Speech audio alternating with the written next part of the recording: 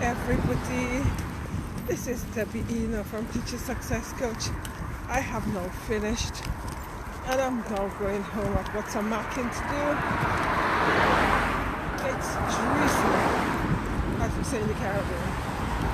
It's drizzling. Anyway, hi educators. Today, Friday, I call it Reflective Day. By that I mean you reflect on your week's activities, educators. So for example, what went well, what you need to develop. When I say what went well, is what were your wins, and it means that next week you do more of that because that was very good. And areas you know you need to develop, you spend the time for next week developing it. And educators, you need to realize that you cannot do everything. The same way we're saying to the students that they cannot revise everything. Just for the students, you know, one of the things that seems to be anxious about, they have not done enough revision. We just have to reassure them that they are doing enough and it is okay. So educators, identify Reflective Friday, identify what went really well, and you know the things that went well this week. Because every situation, there is something positive come out of it. The universe doesn't only give you negatives, remember that. It might seem as if everything is negative, but I stress that you sit back and you reflect and identify the positive in the negatives. There must be positive in the negatives.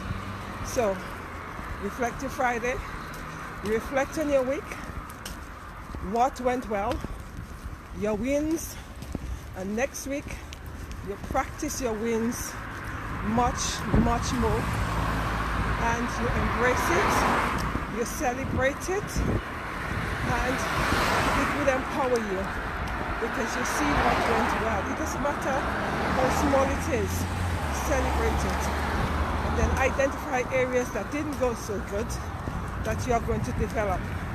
Spend some time developing it, but do not beat up yourself about it, because we all have areas that need developing.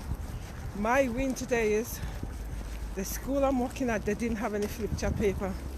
As I said, it's chalk and talk, which means you write on the board or you talk, and the students would write everything they say. I thought, oh, I cannot deal with this type of chalk and talk teacher-centered teaching. So I decided to bring in some flip chart paper.